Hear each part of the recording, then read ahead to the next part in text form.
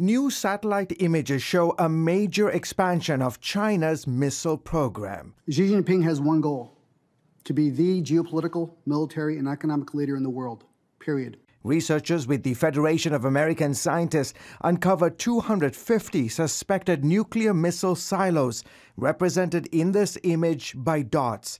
They're under construction in a desert in China's western Xinjiang province. That's the same region where human rights groups believe Beijing is holding more than 1 million Muslim Uyghurs in massive concentration camps as part of the communist government's genocide against the ethnic minority group. The members of this committee because of the role they play, have a very unique insight into this horror show that's playing out before our eyes in the 21st century. Images taken of a vast site in northern China also reveal multiple silos under construction. They would likely house intercontinental ballistic missiles, with each capable of carrying multiple warheads. The men and women of U.S. Strategic Command are always ready. U.S. Strategic Command, overseer of America's nuclear arsenal, responded to these alarming revelations, tweeting, "The public has discovered what we have been saying all along about the growing threat the world faces and the veil of secrecy that surrounds it." China already has 350 nuclear warheads, an arsenal the Pentagon believes will double over the next decade. This rapid buildup has become more difficult to hide, and it highlights how the PRC appears, again, to be deviating from decades of nuclear strategy based around minimum deterrence. It's more evidence of China's increasingly assertive military ambitions under President Xi Jinping. He is deadly earnest about becoming the most powerful military force in the world, as well as the largest and most prominent economy in the world by the mid-40s, 2040s. It's real. China's growing nuclear stockpile, just one of many threats highlighted by a Senate Select Intelligence Committee hearing Wednesday. China is focusing on targeting key U.S. technologies for both acquisition and development. These include aerospace, advanced manufacturing, AI, biotech, data analytics, semiconductors, renewables, all in order to ensure PRC's future dominance in these areas. Committee members heard witnesses tell how China is burrowing into almost every facet of American life, from academia to Hollywood and private enterprises to state and local governments.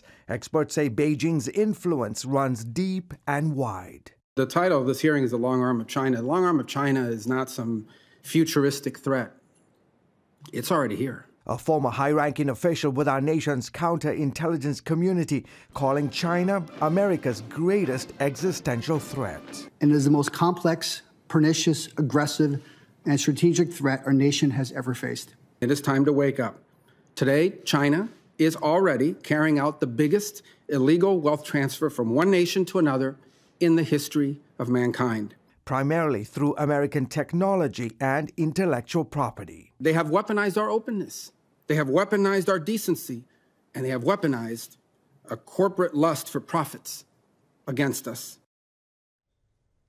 Following last week's hearing, Senator Rubio reintroduced a bipartisan bill to combat China's political influence operations in the United States and around the world. Senator Rubio said our nation must have the tools necessary to combat Beijing's malicious and coercive political influence. Andrew? Well, thank you, George. What is the Biden administration doing to counter China's global advances? Yeah. Andrew, one way the administration is attempting to counter China's advances is to encourage European nations and Japan to counter Beijing's so-called Belt and Road Initiative.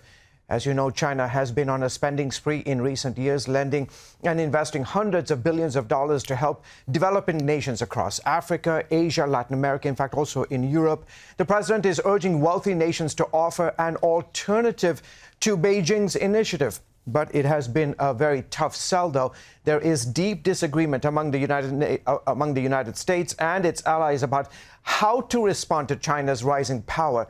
The president has framed China's rise as a fundamental struggle between democracies and autocracies.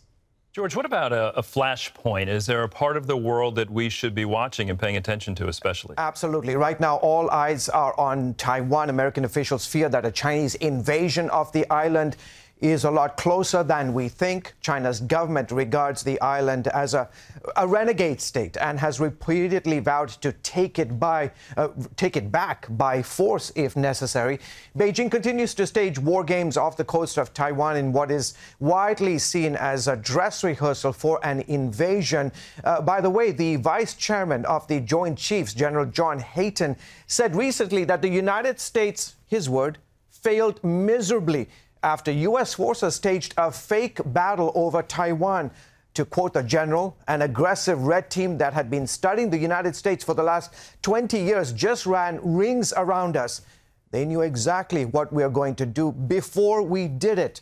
The blue team lost all access to its networks almost immediately.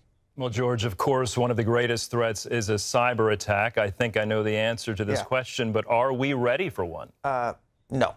A new report from the Senate Homeland Security Committee just found that. It found that federal agencies, Andrew, tasked with securing sensitive data have failed to implement some of the most basic defenses against cyber attacks. 8 agencies, including the State Department, Social Security Administration, and Department of Homeland Security, were evaluated, graded, and given so-called report cards.